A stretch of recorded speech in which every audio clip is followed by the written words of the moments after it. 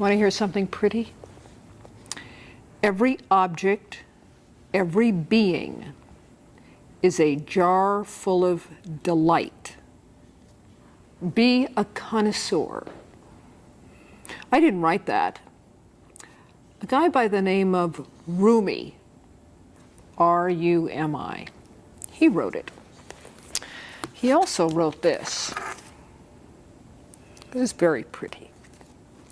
See beyond phenomena, and these difficult questions will dissolve into love within love. Rumi. You have a source inside you, a cool spring. Rumi.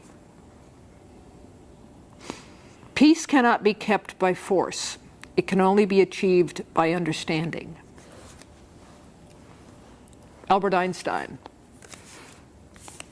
They have anything in common? Well, let's see.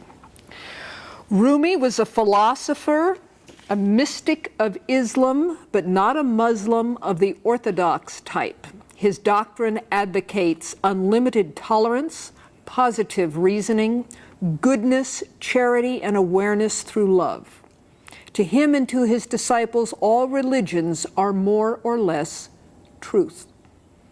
Looking with the same eye on Muslim, Jew, and Christian alike, his peaceful and tolerant teachings has appealed to men of all sects and creeds. Well, let's see, that was back when he lived in the 12th century. That was a few years ago. As a matter of fact, it was several thousand years ago. It was almost 700 years ago. 730 years ago? You know all this stuff, don't you, Marcel? It wasn't thousands. It might have been thousands because it seems like it's a whole nother world, and it was at that time.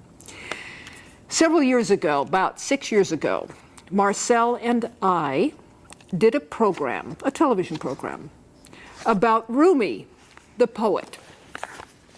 Since then, suddenly everybody's kind of doing Rumi. I don't know quite how this happened, but you know, there's journals now, the Rumi book. This is all coming out now. You can get cards, you know, the cards that you buy that have blank inside them, Rumi cards. Now, Marcel, when we started talking about this, there wasn't any Rumi cards and Rumi journals and Rumi 800 and some odd thousand hits on the internet. I put in Rumi. I put in also the one poet of the Egyptian time, of the same kind of time that I knew about, which was Khalil Gibran. He only got 10 hits. I mean, just 10 little things came up.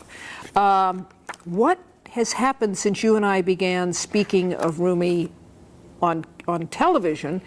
And I know you've been studying him your entire life. What came about? What started this Rumi explosion? Thirst. Thirst? You desire water when you have that feel of thirst within you. In Rumi's philosophy, thirst and water, they are two phenomena that they're searching each other. Water is in search of a thirsty man, and man is in search of water. And water is knowledge. The knowledge which it is unknown.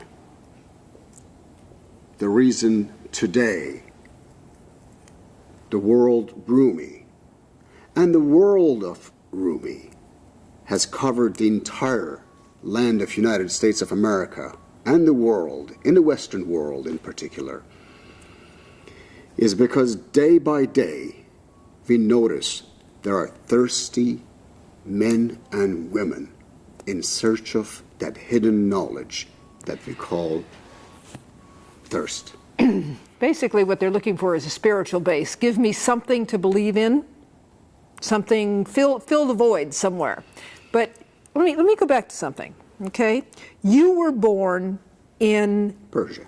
Persia, which is now Iran. And Rumi was born in what is now Afghanistan. That's it was right. all part of the Ottoman Persian Empire.